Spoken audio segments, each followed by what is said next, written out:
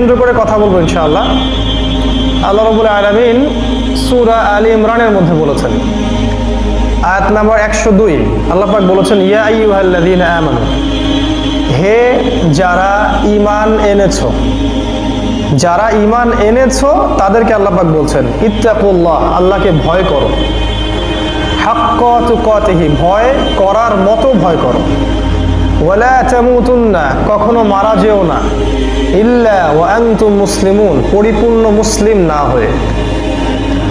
আল্লাহ পাক বলছেন, হে ঈমানদারগণ, তোমরা যারা ঈমান এনেছো তাদেরকে বলছে তোমরা আল্লাহকে ভয় করো, যেমন তেমন ভয় নয়, ভয় করার মতো ভয় করো, কশ্চিন কালেও যেন মারা যেও না পরিপূর্ণ মুসলমান না হয়ে।